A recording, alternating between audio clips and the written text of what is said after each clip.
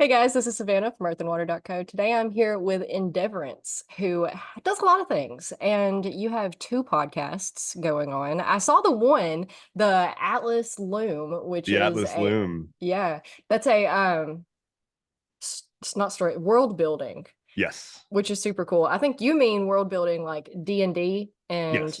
gaming, like not platforms per se, but yes, platforms, like the world in the game, right? Because you have software development backgrounds and all of that. Yes. Yes. Yeah. But the one I come from, I found you through is the Stuff Keeps Happening, which I didn't know was a podcast until recently. Did it just launch as well? No, I'm just horrific at marketing myself. Most Uh people are. yeah, it's real rough. It's how do you go about being like, "Hi internet. I want you to care about the things that I'm doing now." Never mind all of the other people, all 12 of the other people on the internet. Pay attention to my thing. I'm very bad at that. But yeah, Stuff Keeps Happening has been a podcast for at least 6 months. I'm Okay. not entirely sure when I started posting it as a podcast as well.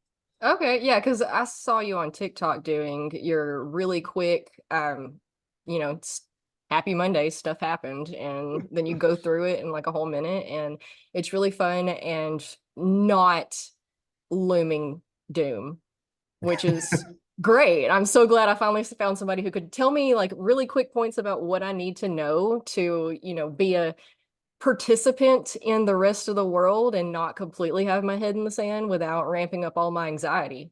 I'm glad to hear it. That means I've hit the goal. I've hit my mark. That makes me happy to hear. Yeah, I could stand for like the weather to be maybe 3 seconds rather than 1 second. I don't understand. What would you get from that? I Like, don't know. Sometimes I want to look at the pictures a little bit longer and I have to rewind them and like try to grab them as they go by. but I mean, I put the entire weather up on the screen for you. Why don't you Yeah, just look at it? The whole thing is there. it is. I don't see the problem. Okay. Coming back to the marketing thing though, um, especially when you're doing things like we do, where we have our hands over here and we have our hands over here, it's really hard to formulate that into an elevator pitch to,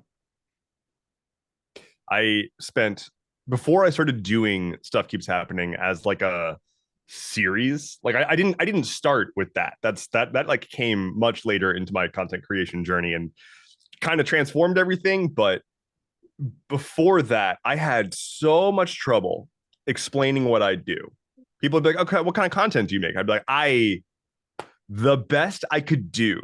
And where I ended up landing for a while was uh anarchistic, nihilistic Mr. Rogers. That is the vibe. That is I think the sort of like the Venn diagram that I was going for. I wanted to be right in the middle of that Venn diagram. Uh, no one got it. yeah. No one understood me when I said that. I wonder why. It literally took me 8 to 9 years to figure out how to elevator pitch exactly what I was doing. And I still don't exactly have it under wraps, but I do have a lot more. People understand it a little bit better now when I Mm-hmm. explain it that I'm on here doing. Um, Essentially, all of my stuff started from me just trying to figure out my own problems. I had crippling anxiety. I didn't fit into any of the boxes that society kept trying to tell me that I needed to fit into, and I was just really confused. So I started researching, I guess, psychology and philosophy and all of the things that I was interested in, and kind of landed on something that I feel that you recently landed on as well is adult diagnosed neurodivergency. Yep. Yeah. In 2023, in I want to say October or November, like late last year. God, time is an illusion. It Um, is. I was formally diagnosed with combined ADHD. So I kind of spent a couple of years wondering if that was a thing and refusing to acknowledge. I have a long history now of refusing to acknowledge that something is wrong and that I should seek help. And I promise it's not like I'm a big, strong boy, don't need no doctors. I'm just a moron. And so like before ADHD, I was diagnosed with, I've had like a bunch of, I think what I think were downstream symptoms of ADHD. I was dealing with insomnia starting back in 2017, like really horrible insomnia. And then depression around 2019, 2020-ish. That could have also been, the pandemic, but who knows? And in both of those cases, I was like, there's not a problem here.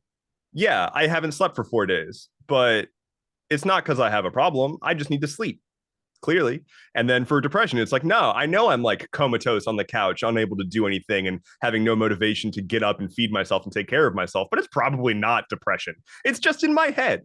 And then I got diagnosed with depression.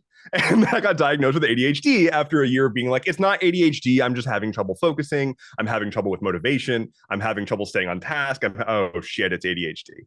And yeah, I did the assessment and got a near perfect score.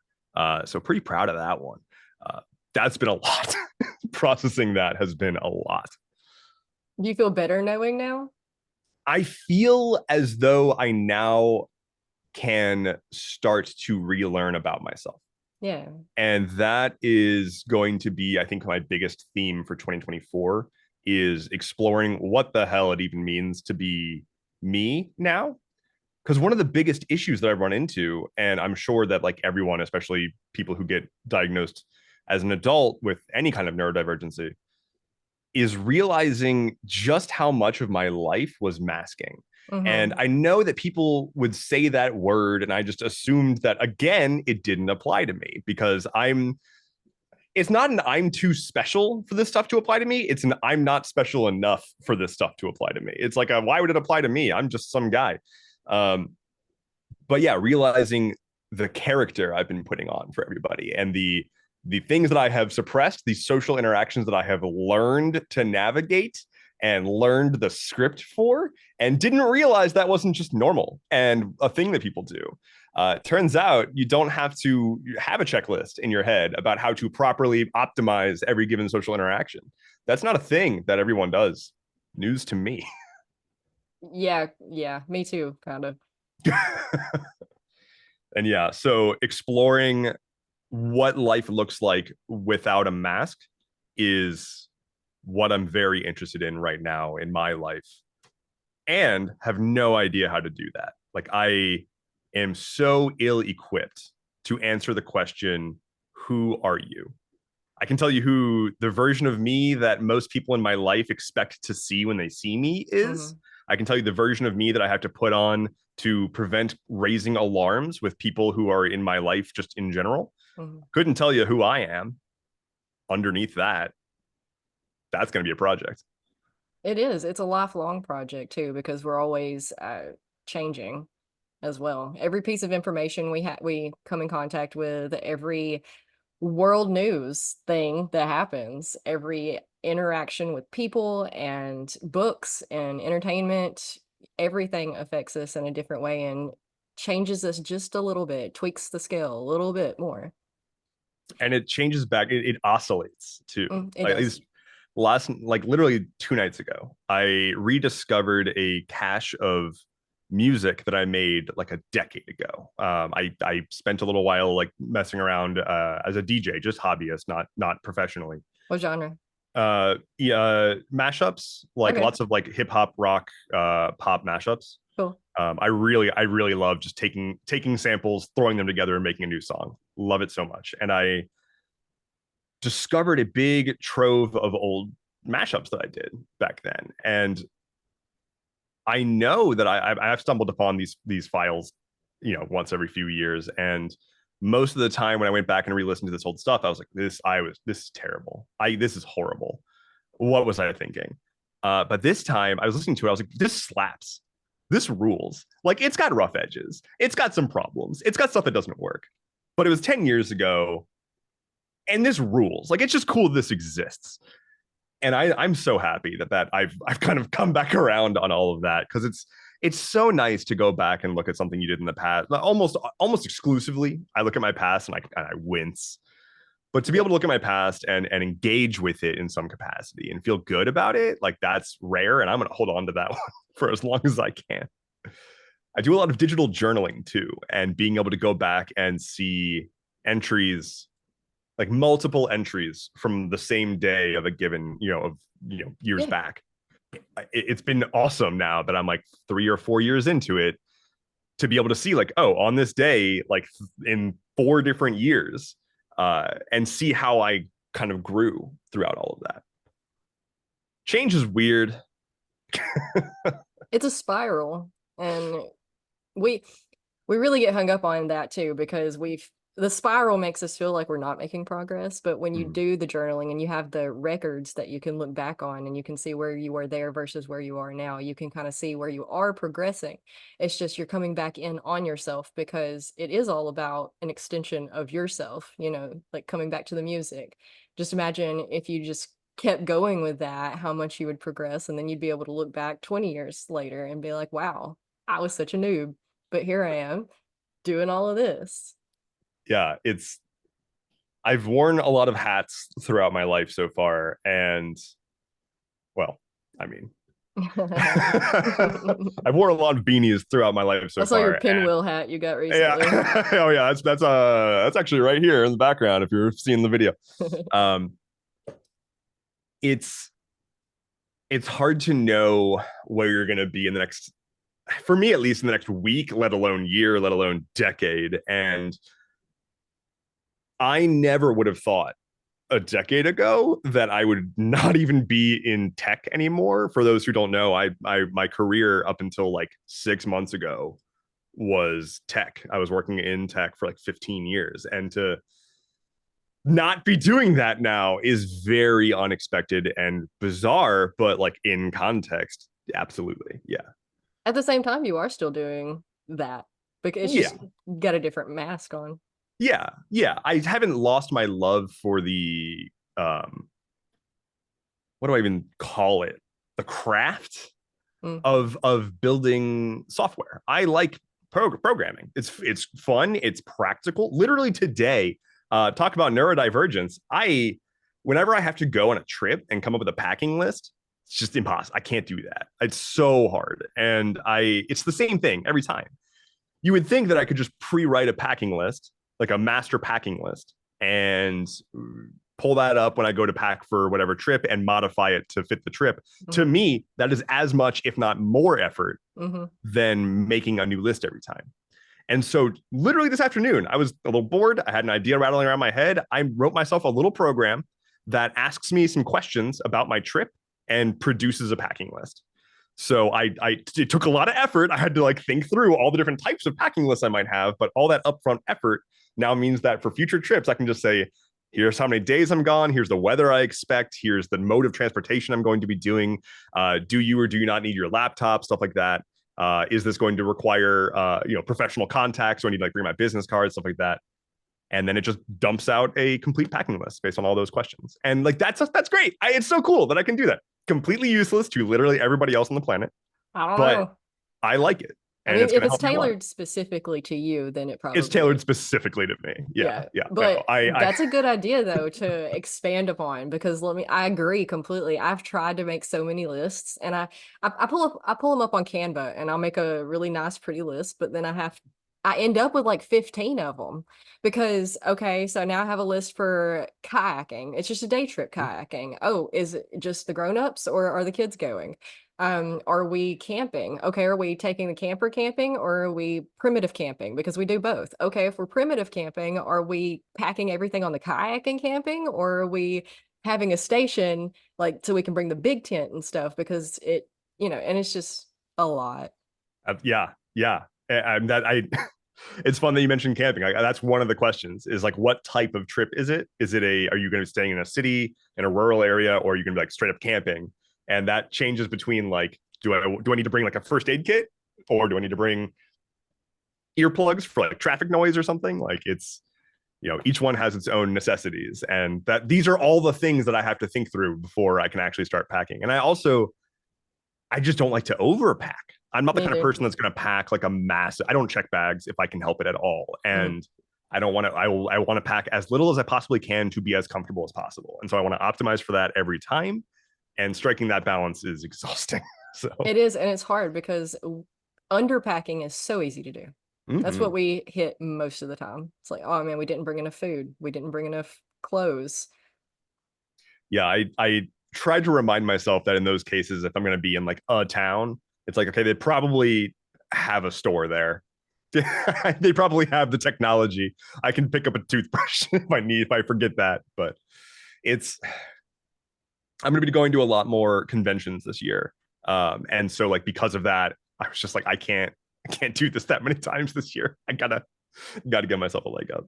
Yeah, I And so wonder if yeah, I love the actual act of building software, building tools, making like using computers for the purpose that they were invented for, right? mm, And that's actually kind of where I started with content work too. Was I talked a lot more about technology from a non pretentious, hopefully, tech bro-y perspective. Like I, part of the reason that I burnt out so hard from working in tech was being surrounded by tech bros. Like I just don't operate that way. I don't have a Sigma grind set, and I don't see everything in terms of pure numbers. It's yeah, not about it's not an optimization problem for me. It's a building something cool that people like problem for me. It's a much more human thing. And because of that, like a lot of the work that I did was it's called front end development, which is like building user interfaces and whatnot, or building the actual stuff that you yeah. interact with in an application. I did all sorts of stuff, but that was sort of my specialty. And I did that because I wanted to make things that felt good to use. I wanted to make software that people didn't, at least didn't hate. Mm. And it took a while for me to get to a place where I was building software that people didn't hate, because just sometimes you just work at a company and people hate the company by default, so you're just screwed. But Mm. it's it's really amazing the feeling of construction that you can get from building a thing on a computer. It's like a superpower. It's so hard to describe because you can go from I want to make this thing happen that might even involve like manipulating a computer across the world or sending messages to people in a completely different time zone or whatever, like unimaginable things just 50 years ago. And I can just Hmm. sit down on my computer with a cup of coffee and just write some stuff, just type on my keyboard, and then suddenly I'm doing amazing things. And I think that's so cool. In the same way that like I know nothing about like chemistry,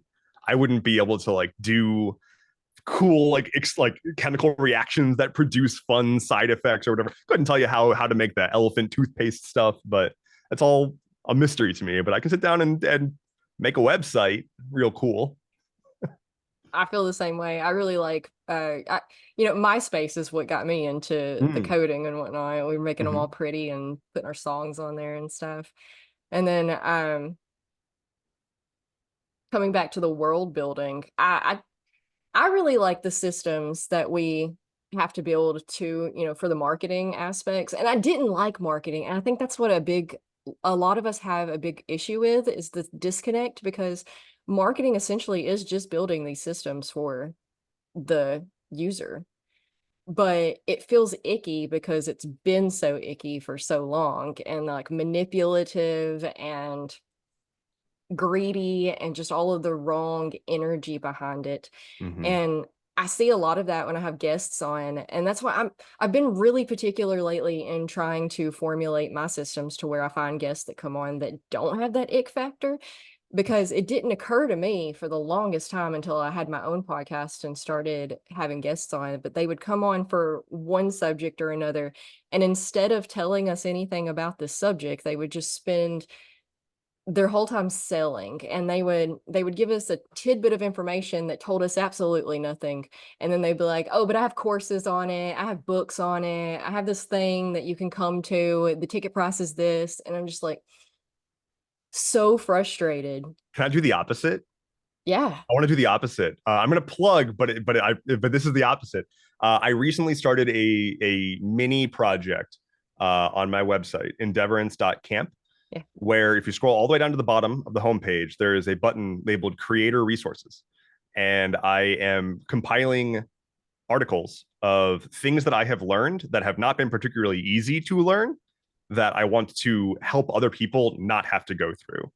Right now, there's only 2 articles up. One is about my recording and editing workflow, and another one is about my Twitch streaming, like audio video setup, and how I like to make Yes. all that stuff work.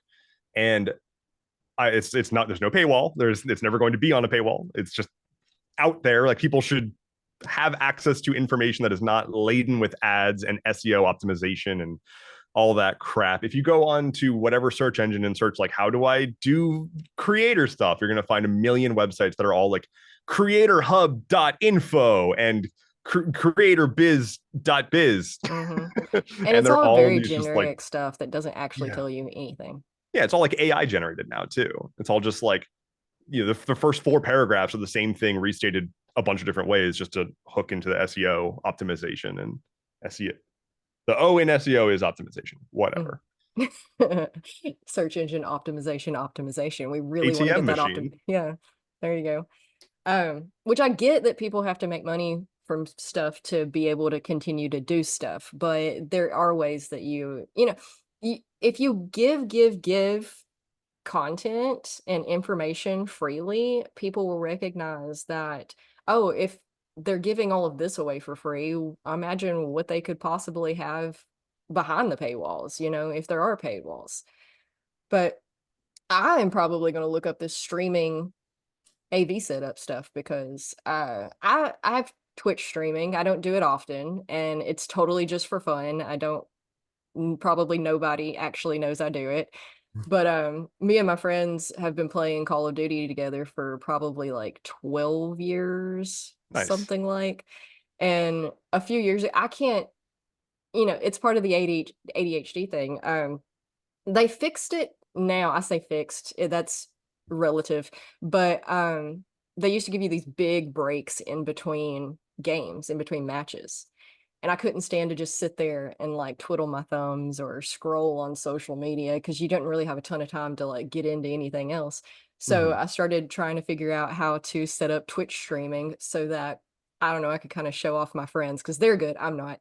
I'm just there for the hangout and the support. Sure. But it's really hard to do It's, and really hard to Google how to do. again, yeah, you're gonna find every website has an ulterior motive. Like every website that has those tutorials is like, now that you've invested a bunch of time in reading our tutorial, click here to sign up for our service that does the things that we just described for Mhm. a price. And thankfully, there's a lot of really good resources out there now. There's a lot of like free software that you can use that's like really good. It didn't used to be as good as it is now. Uh, it's getting a little better. Unfortunately, at the same time, it's getting actively more hostile to be a creator as Yes. all these platforms are closing down and they're running out of ways to compete with each other. Like, they've been, Mhm. all the big platforms have started just, cribbing features from each other constantly. Mhm. And when they can't win in a given feature, they find a new way to shut out one of the Mhm. other competitors a smidge more. And so now we've got, like, look at Instagram with, I'm a relatively new user of Instagram. I didn't use Instagram until like late last year. I had an account. I didn't really start using it until late last year, because I hate Mark Zuckerberg and I hate Meta, and they're very, very bad. And anybody who uses those services should be aware that they're horrific and Mhm. should be aware that Facebook literally facilitated a genocide in Myanmar. You should look that up. It's a thing that happened. And that's horrific. Mhm. And the biggest social network on the planet. So, like, I didn't want to use Instagram for a while, and I'm now using it for the first time. It is a disaster. Like, it's a mess of an app. It, Yeah. there's so many things, and none of them make sense, and none of them like seem to talk to each other. They've got. I started using the channel feature, which I think approximately 8 people on Instagram use, Mhm. and it's like a chat that people can subscribe to. Kind of a cool concept, really just cribbing from Telegram, which does the same thing. And they just wanted to beat Telegram at that game. And Mhm. it's kind of okay, but it's got so many glitches. Every single time that I go to like Instagram.com on my computer, I get a notification saying you can use channels now. I'm like, dog, I literally have one. that I've posted to like dozens of times, and you're still telling me. It just, everything feels so half baked because it is all half baked, because all of these companies are hiring people who just want to climb their career ladder. Yeah, They come in, they're like, I'm going to stake my claim by saying that this product is going to be amazing and we're going to roll it out. I'm going to get a promotion and then I'm going to leave the company and go work for a startup and cash out. And that just happens on loop forever at every single tech company. And that's why we're watching all these platforms start to just die. yeah, And new features are worse every time and not thought through at all. And I agree. here we are with x.com now, and you can't use the Twitter API anymore because, and you can't use third-party apps or anything that integrates with it because a man baby bought the platform and decided to get rid of all that for the sake of competition.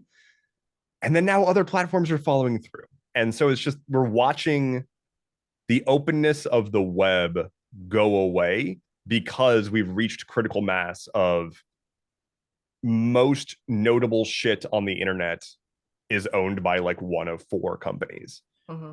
And they are now in the end game of that. And so they're saying, how can we maintain our user base while shutting out the competition as much as possible without pissing off our user base too much? I got on the topic of being mad about big tech and I didn't stop talking there for a while. No, it's okay. It always feels longer than it actually was. When you rewatch it, you'll be like, oh, I only went on for like 2 minutes. It's fine. No, I agree completely. It's really frustrating being just a regular person over here and being like, man, I could do so I could do better than this. And how many people do you have working for your company? Out of Like control. the background of Facebook, like the business side, like it's completely separate and it's just a complete nightmare trying to navigate. Yeah. Yeah. Or I mean, like, look at look at Amazon, right? Like just an actual disaster of a website in terms of design, but it's kind of actually intentional. I don't know. The second that you go behind the very first layer of like veneer, everything is just duct tape and Elmer's glue. And it's really upsetting. I feel like a lot of that stuff is collapsing though. You know, we're hitting a place where we're recognizing that it's all crap and we want more of a quality over quantity aspect. So I feel like in the long game, because a lot of people do just play the short game with all of this stuff, and they're not worried about, how I develop this now, how is that going to integrate later as the technology develops, as laws progress, as the world progress, that kind of thing. And it is eventually going to fall apart. It's unsustainable in a lot of ways. And I think we will eventually, unless an EMP takes us out, or like We can only solar hope. flares. Honestly, though, I mean, I live online. Online, the internet has been my savior in 1,000 different ways, a million different ways. I would not be here probably if it wasn't for that. I just would not have been able to cope with the world and where I'm located physically. So I had to find other people that made me feel like I wasn't crazy and there wasn't something wrong with me, going back to the neurodivergency thing. Um, but at the same time, like, man, I kind of feel like now I'm at a place where I'm okay if it collapses. That would actually take a lot of stress off of me, a lot of anxiety. I can't tell you how many times as a developer working in tech, I uttered the phrase, computers were a mistake. And everyone that wasn't just like another tech bro, like anyone, there's still a lot of like normal, good people working at tech companies. It's not entirely tech bros, Sure. it's just It's they're like the every loud other ones. industry. And the normal people in tech, every single one of them has some sort of exit strategy or a dream of an exit strategy. It's very rare that you'll talk to somebody working in tech who isn't a tech bro and is like, I see myself working in tech in the next 15 years. They're all like, nah, I'm going to try to find a way to cash out and go be a farmer. Live in the Like it's almost woods. always some kind of like super tactile living in the woods, disconnected from everything. Because I mean, part of it is that it's also esoteric too, right? Like it's all fake. It's all zeros and ones. And so you don't get to, as a creator or as a developer or anything, you don't have a physical output. You Mm, just have the concept of an output. mm-hmm. And especially when you are developing software, and if you're developing software for like a big company, you're just putting things out there and hoping that it makes your company's line go up, and then you get laid off probably. But you mentioned earlier playing the short game versus the long game. And I think it's a really interesting framing, because for sure these companies are playing the short game constantly. That is their like primary goal, right? Is how can we make number go up at any means necessary. Let's fire half of our staff so that we can have nice big numbers at the end of the year. At the same time, we are now deep into the existence of these big cornerstone tech companies. Google, Apple, hell, even Facebook, they are in their industry phase. They're no longer startups. They're not startups. And they're not just tech companies. They are industry titans. Mm-hmm. Think like Ford or Mm-hmm. GM, right? Like think about the auto industry and these huge names that were forged in like horrific working conditions and abuse of their employees to produce as much value as possible and become these absolute titans that are now so big that the like national security level big. Like if those Mm-hmm. companies fail, America is gonna step in. And that's where we are with these tech companies now. They are so big, they are so fundamental to our way of life at this point, that we have now an entire generation of people who are like taxpayers and like working people who have only ever grown up in a world where these companies exist, Mm-hmm. and we're not just exist but dominate in the way that they do. Mm-hmm. And so something I've observed a lot, as especially somebody who does a lot of like current events communication, is I'll mention a thing that somebody doesn't know and they have no idea how to self-service answering that question. They don't know how to leverage the tools of the internet to accomplish a task. And they need to be like complete, it needs to be like spoon fed, because they are so used to, I have my apps, my 5 apps that constitute the entirety of the internet in my conception of the internet. And if it's not in one of those 5 apps, I don't know what it is. What app do I open? Right? Somebody asked me recently what I recommended for making maps for world building.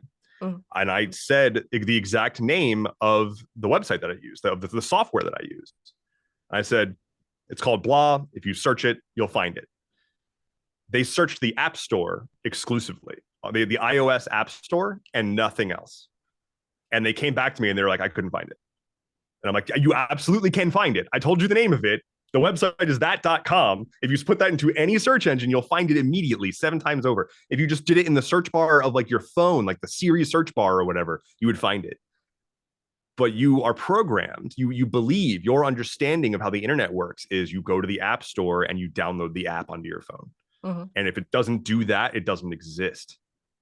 And that's where we are. Apple has succeeded. Apple, Google, Facebook, Microsoft, all of them have succeeded at reprogramming an entire generation of people into believing that the internet is contained within their systems. And so by default, they win. By default, they have removed the need, the concept of even understanding the incredible leverage that any individual internet user has, like the incredible power that anyone as a user of the internet has. The fact that it is actually kind of trivial to make a website for yourself that isn't a Facebook page or a link tree or whatever else. And I know that this is my career and job, and so to me it's trivial, but like it is actually relatively easy to not be using those services, but people just have no interest in knowing that, or they don't know it. They don't know what they don't know. And it's virtually impossible to explain why it's important that they do know, or what they could gain by learning this new thing. Mm-hmm. Because what I would be telling them is like, Yeah, you know that thing that you've been doing your whole life that's pretty easy? Well, here's a more complicated way to do a more difficult version of it. Hmm. Yeah. It's insane. Like the school system didn't damage our critical thinking enough. It's almost like it was all planned and whatnot. But the disconnect is large and hard to understand for those of us who, I guess, I don't know, is it because we grew up before the internet, or is it just the ADHD that makes us want to go deeper and want to know more and want to understand and want to, like, I need more information, please. But I actually got a comment recently on stream. I was throwing together a tournament bracket, and I didn't have a plan. I just went to my search engine and searched for a website that can make a tournament bracket, signed up for it, evaluated all the options it has, like made the thing and downloaded it. And someone in my chat was like, "Wow, you're really good at navigating new software." And I'm like, I just Google? do what I do when I open a new program. I look at the options and then I use it. I don't know what I don't know. Like, it doesn't seem that confusing to me. But that skill set is a thing that I take for granted, and probably you as well. Like, I think that there is um the like millennial generation, especially like older millennials, we're already like cognizant of how life works before the internet, like before broadband became a thing for Yeah. sure. They also probably would understand what broadband means, and it, you had to onboard. You had to learn the skill of onboarding because it wasn't a part of your childhood, At right? all, But like now you in any grow way. up. Yeah, you. This is how you pull up your pants. This is how you go potty. This is how you use your iPad, right? Like those are things you learn as a child now. Yeah. That's not how it was. And I don't No. know. I'm not a child psychologist, and like can't say that that's like necessarily the worst thing ever. But it does seem like at least right now we are in a place where we have lost a significant portion of sort of this like self-service, like learn how to explore the internet, be a digital citizen. Like that part Hmm. is going away, and nothing is really replacing it. The only thing that's replacing it is just more mindless value extraction from the people who don't otherwise like see themselves as autonomous digital citizens. And Yeah. then now we've got TikTok. Keep scrolling. Well, I love TikTok. I I think mean, it's been a I'm a little bit. TikToker. You are. You are. But it's given us a different, I don't know, TikTok seems different in a ways that we could probably do an entire episode all on its own. Yeah, But I'm gonna try not to. I want to talk about how being a citizen of the internet, a lot of people weren't taught how to be citizens in their own like physical world, and now we have to figure out how to navigate both because society and things are kind of crumbly and kind of finicky, but you have to destroy a thing before you can build a thing. You have to make a mess to clean a mess, and I feel like that's kind of where we are right now. And we're because everybody's, I don't want to say everybody, but most people, I would say, from my own experience and looking up zero statistics, are depressed. We're anxious. We know we're disconnected, but we don't know how to not be disconnected because couldn't everything be me. has programmed to keep us disconnected. Because and you can call me a conspiracy theorist or whatever, whatever. Um, I feel like it's kind of been by design, but at the same time, I feel like they're not smart enough to make it by design because if they were smart enough to design us to be disconnected and like formulate all these really complex societal things, constructions that would take, 10, 20 years to do, then their websites wouldn't be as shit as they are. So I don't know. It's so much dumber than that is the problem. It's there are some people who have taken active steps to essentially abuse human psychology for profit, Sure. right? Like that's what there's a concept called dark patterns that is like the most probably prevalent form of that. A dark pattern is a user interface design choice that subliminally nudges you towards doing something that the website wants you to do. Mm-hmm.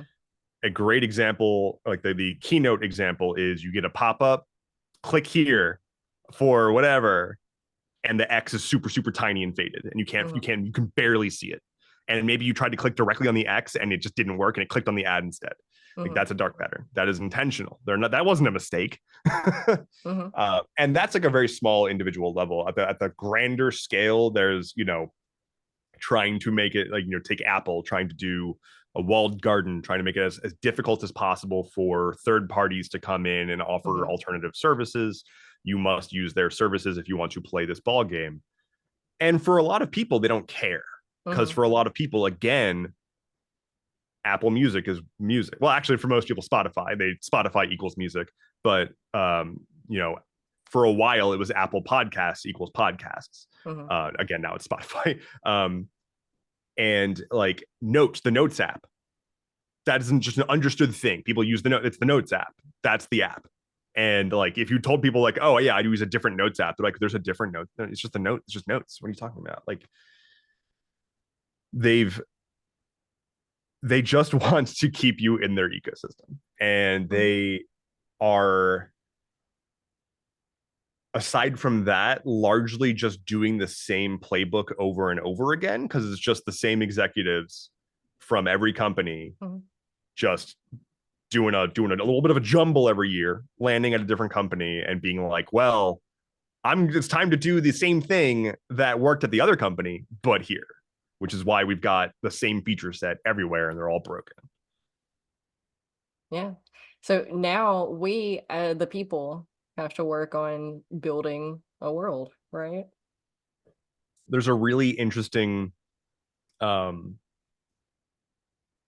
don't know what to call it, network. So a lot of people have probably heard about Web3 and crypto and whatnot, right? Mm-hmm. That was all nothing. It's just tech bro voodoo, snake oil. Like, it's nothing. Don't let anybody ever tell you it's not nothing. It's nothing. Um, I will fight someone. Uh, but what they were going for was decentralization. That was the big, uh, what's the word I'm looking for? What's a fancy word? The big keyword, buzzword. That was the buzzword Buzzword. that they were going Okay. for, was decentralization, which just basically means identifying that Google, Apple, Facebook, Amazon, Netflix, they've got so much underneath them, like 95% of the internet underneath of them, right? Mm-hmm. That is centralized services by Google, by Apple, by whoever else. What if we could have services that just sort of exist on the internet, not really owned by anyone, and could all like interoperate? That's what they were kind of going for with Web3, and they're still trying to claim as a thing, and it's not a thing, and I will fight somebody. And instead, there is another way to go about the same thing, which is, again, we have lost the understanding of like how the web works for most of the common users. The web originally was the idea was that for each user you would have like a homepage, and your homepage would just be, it would be the equivalent of like your social media profile. You could put whatever you wanted on there. It's your homepage. It didn't matter. There was no terms of service. There was no, you broke our rule, and so we're going to deplatform you. It's Mm-hmm. your website. You do what you want with it. The internet, by design, by default, is decentralized. The only reason that it has Mm-hmm. become centralized is because of capitalism. Mm-hmm. Having, you want to make as much money as possible, so you build a lot of servers, you offer the services, and so on and so forth. And that just spirals forever. There is a project that has been going on for a while. I don't think calling it a project is the right. It doesn't matter.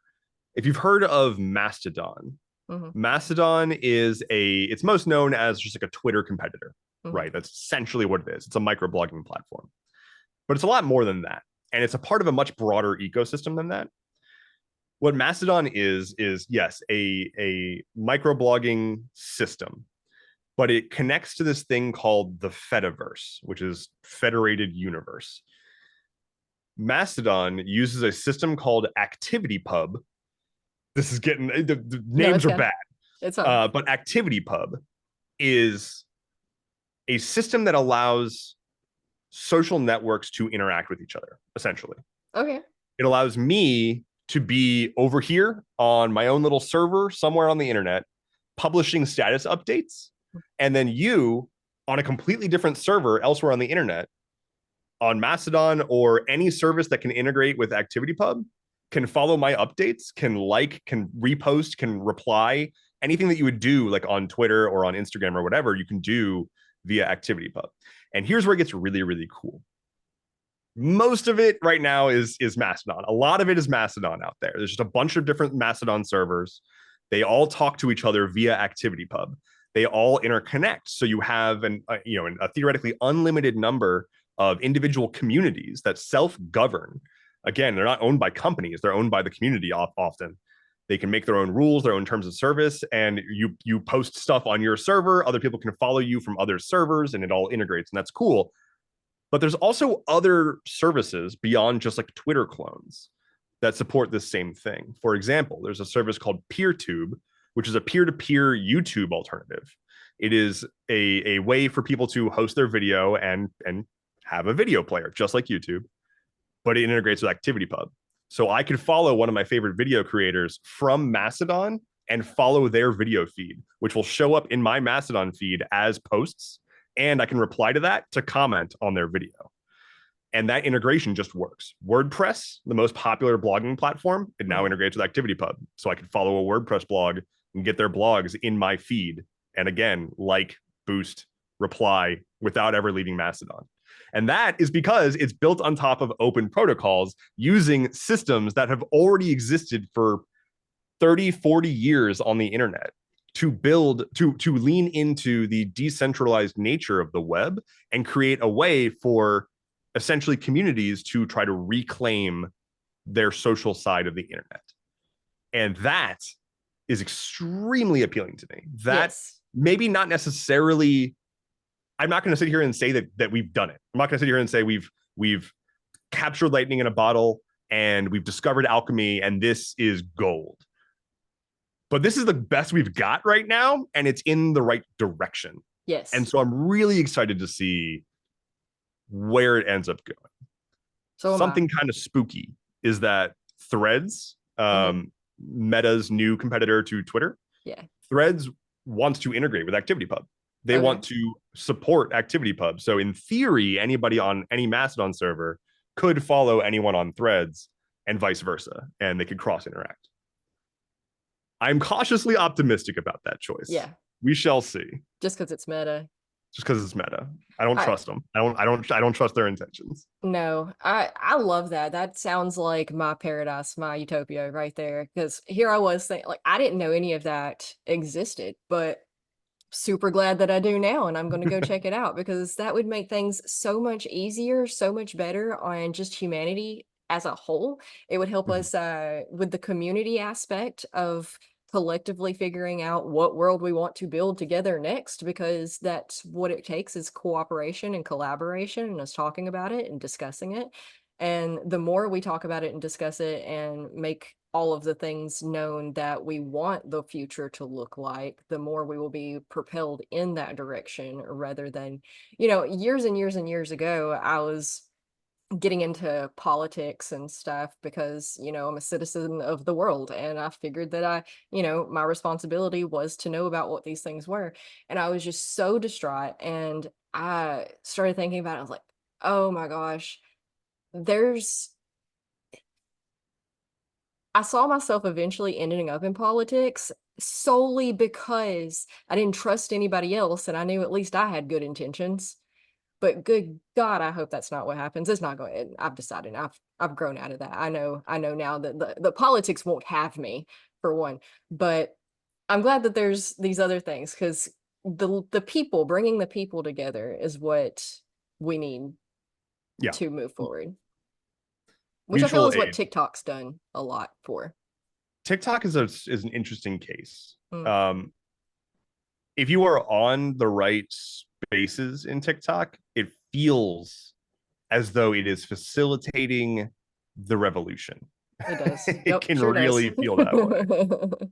The thing to remember with TikTok, and I'm not saying, I want to be very clear, this is not me saying that like TikTok is not bringing value, that like the thing that you're feeling, I'm not trying to say that's not happening.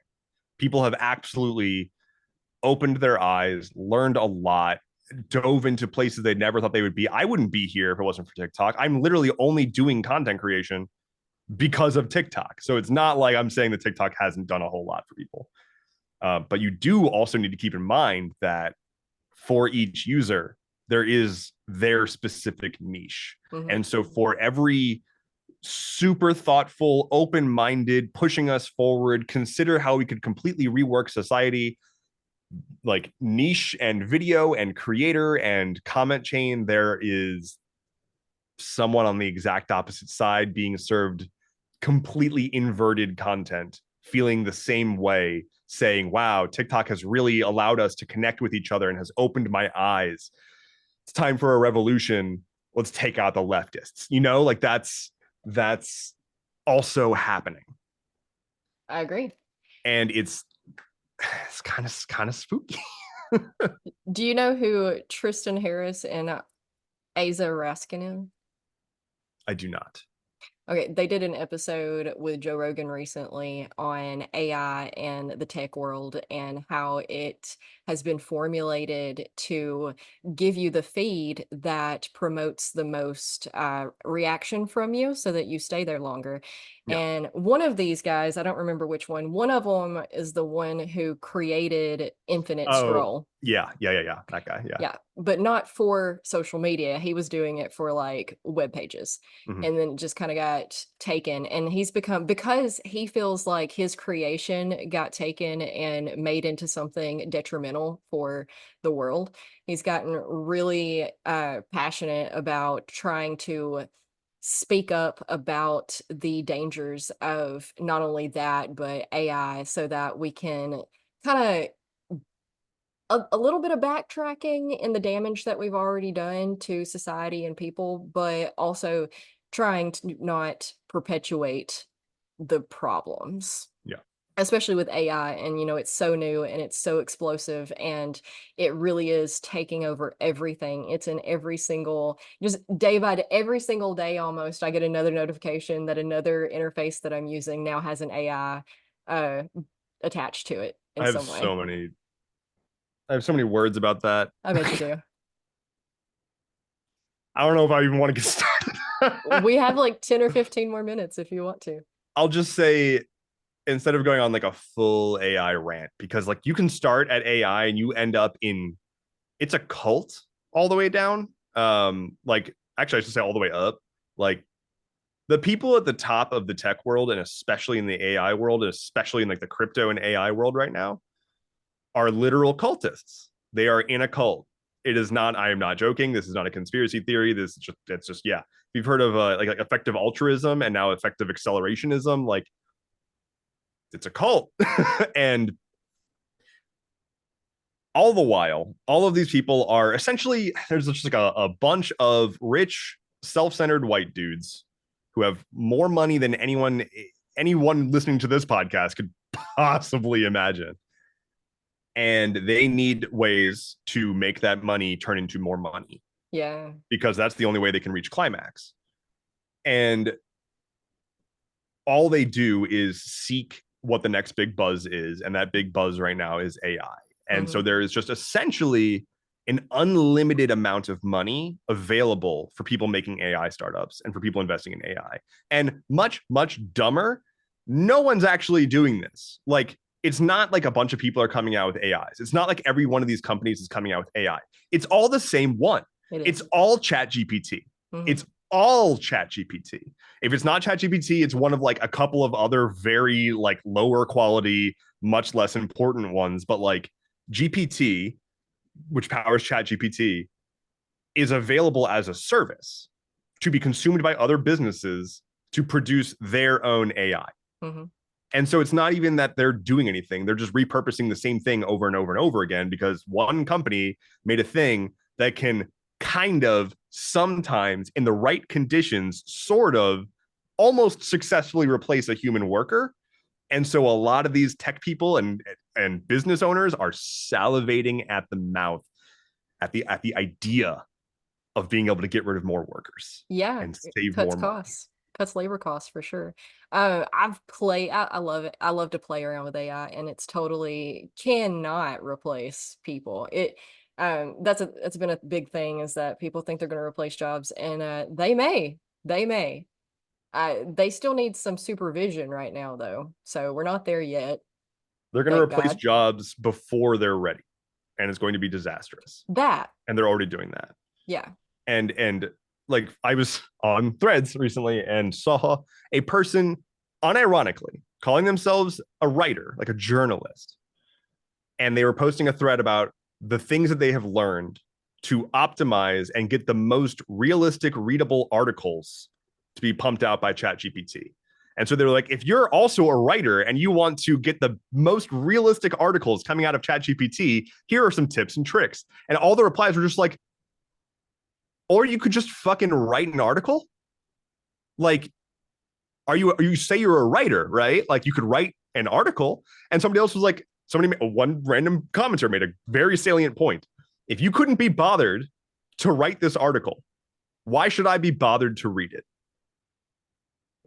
Why should I read an article that you asked a computer to make up? I don't care. I don't care to read that.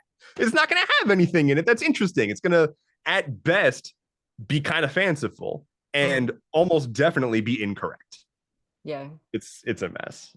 AI is an interesting thing, and it's been around for a lot longer than people probably realize. Like ChatGPT is not the first rendition of this AI that we've even seen. It's been around for a long time, just not in a chatbot interface. But these things have been conducting medical research and predicting your traffic routes and all sorts of stuff for over a decade now. It's not like it is irrelevant. It's not like it doesn't have use cases. It's just now we put a little bit of a mouth on it and we're like, wow, you've got a lot to say. Maybe you could replace my drive-through person. It's a lot. This world that we're in at the moment, it's the old ways of doing things are shifting. And I think that it can be in a good way Mm-hmm. if we go about it in the right way. And I don't know, all of the greed and stuff that has built all of it needs to pop like that bubble. I want to acknowledge that this episode has essentially turned into me ranting about the tech industry That's and the okay. current state of tech. But I mean, there's a reason I left the industry, and there's a reason that I wanted to seek to make content full time. I mean, like obviously, it's a fun and creatively engaging thing to be doing, and I was desperate for some kind of creative expression and outlet. Yeah. But at the same time, I know what I've seen in the industry, and I'm not going to sit here and be like, oh, well, my purpose in life is to thwart the tech industry. Like, no, I'll rant about it and inform people, but it's not my life's purpose to be its undoing. Mm. But I wanted to put stuff out there that just went as far against what I had been seeing as possible. I'm engaging in these platforms that I will rail against, but I'm trying to do so in a way that breaks the mold, doesn't dehumanize people, doesn't insult your intelligence. Like, I'm really, really not trying to make content that uses some dumb psychological trick to hook you. Like, if you like watch this to the end to learn this how I did blah blah blah, like I'm not going to hit you with that kind of video. I would rather have your attention because I've got something that's worth saying, you know? Mm. And so it's difficult sometimes to stick to making content that doesn't abuse human psychology and still try to get views and money because that's how people make money on the internet. Yep. It is on But both I'm instances. trying hard. Well, I think you do really good. And the people, the your vibe attracts your tribe or whatever. And people realize, people notice. You can point out, well, not everybody, I guess. Bless them. There's a difference between people who are able to pick out the people from the crowd who are in it for the right reasons and doing it with good intentions versus those who, have read the step by step on psychology and how to manipulate people into following them and stuff. So, like and subscribe, and as a nutshell, there's trends that work for a little while and then they'll stop working because people are smarter than people give them credit for. And that's a big problem. People need to stop treating, you're right, the whole like not degrading way and whatnot. Mhm. We need to stop treating people like they're dumb and can be manipulated, because most people, they don't know what they don't know until they know. They don't know that they're being manipulated if they've never been manipulated. Lucky Mhm. them. But once you are manipulated and you've gotten hurt from that is when you learn that manipulation is a thing. And bless all of our hearts, we don't realize that stuff like that is so prominent in the world until we start getting in the world and experiencing it. But I hope that we can give people hope that it's not all bad, because I also struggle because I'm so rebellish, I guess, that you tell me that this is how I get views, like you have to do it like this. That's exactly how I'm not going to do it. Mhm. Exactly. Yeah. I'm. Well, most of it is that I'm a contrarian, but I have on the topic of giving some hope though. I am optimistic in this moment. I am looking forward to 2024, both for my own content and content on the internet as a whole. I'm hoping is going to change dramatically this year. There's been a lot of murmurings of sort of like macro analysis of the direction that content and content creators are going, where to borrow a term from the incredible Kyla Scanlon, the Mr. Beastification of content is starting to fade away. So like Mr. Beast, this incredibly popular YouTuber, Mhm. essentially sees his content work as an optimization problem. It's like the tech bro approach to content work. How do I maximize impact with every video? They will A/B test thumbnails and titles and Yeah. whatnot. It's a well-oiled machine to produce this very specific type of content that's very over the top, very in your face, the big bulbous subtitles that take up like the entire screen for a second and like are constantly going around, constantly keeping your attention, never giving you a second to think because you have to look at the video. Mhm. That's starting to fade. People are getting tired of it. It's exhausting. It is so exhausting. And we're starting to see a shift towards or away from the sort of distanced, like, you'll never believe what I did. I couldn't believe blah, blah, blah. And into just being genuine. Yeah. Just like not being an idiot, like not being obnoxious. Like respect the fact that I'm taking the time out of my day to like watch you.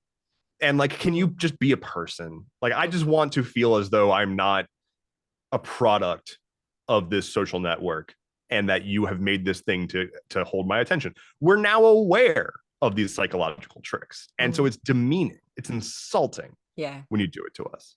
And that's people are starting to sort of like come online to that way of thinking. And so there's a lot more people just there's like, cozy streamers, there's just like variety streamers, people just like trying to be just a place to vibe, just a place to hang out and be comfortable.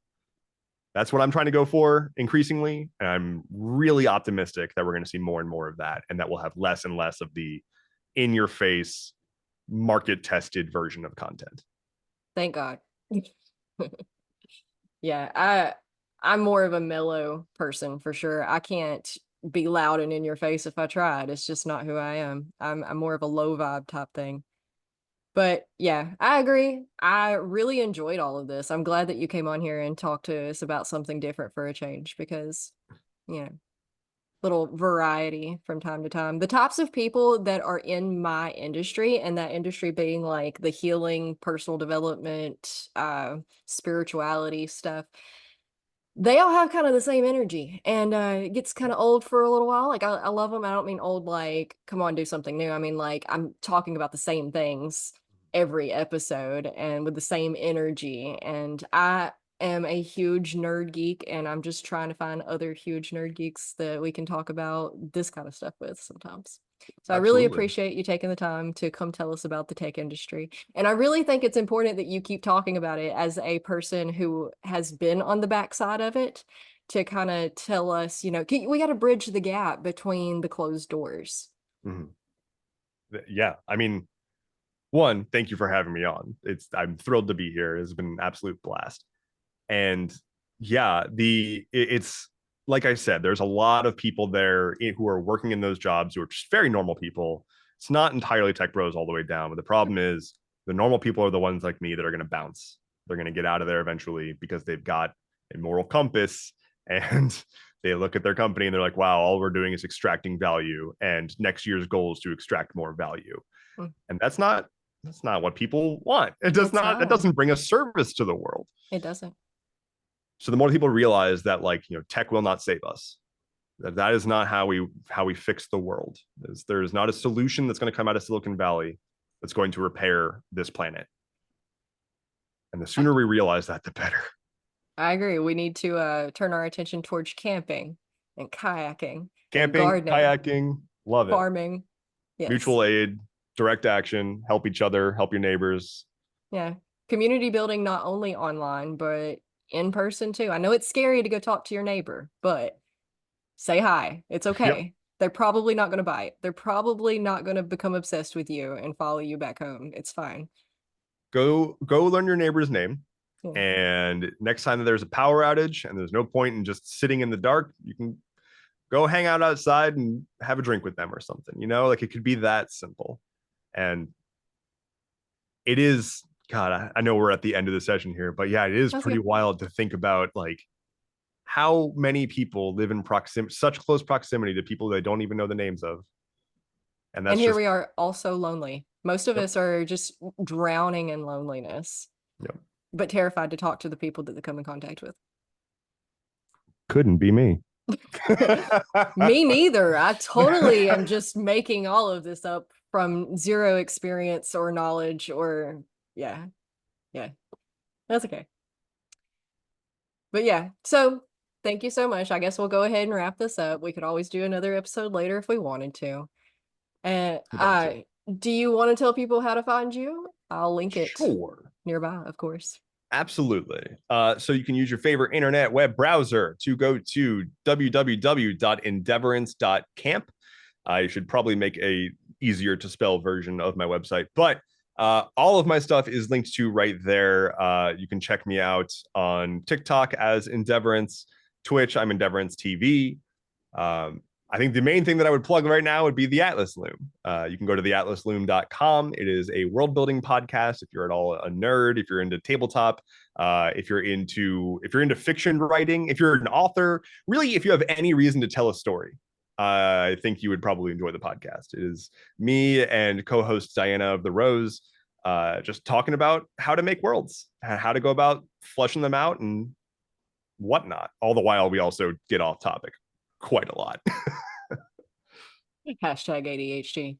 Yeah, And to be clear, you will not find those websites in your Apple app store.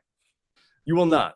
Although it is available on Apple Podcasts, so Right. And Spotify probably, right? and Spotify. It's available literally everywhere. So just Cool. search the Atlas Loom. Open up an app, any app, and search the Atlas Loom. You'll probably run into it eventually. All right. Oh, and I didn't get to ask you how you decided on your name, Endeavorance. Like, did it come from My Hero Academia? Probably Did not, right? not. It did not. I have not. I have not seen My Hero Academia. I'm sorry. I'm a bad nerd. That's okay. Um, I actually get this question not infrequently, and the answer is really disappointing. I have used a different screen name for the entirety of the time I've been on the internet, which has been a long time. And I wanted to just have a clean break. I wanted to have an account where I could just be me on the internet without anybody in my life or Yeah. past life or whatever knowing who I was. And then I started doing content. I didn't make this name for content. I made this name and then started doing content like a year later. And the only criteria for this name was something unique that I haven't used before. And I literally just it just popped in my head. And that's it. It's not a wonderful story. That's okay. Most of my stories about how I named things are about equal to that. It was Xbox generated, and I thought it was all Perfect. right, so I used it for 13 years. It's okay. Of course, of course. Well, thank you so much for being here. I'm gonna let it end, and until next time, thank you so much. Thank you. Take care. I forgot how I didn't took my glasses off, and now I can't see where the buttons are. Can't find the recording, the stop Can't find recording.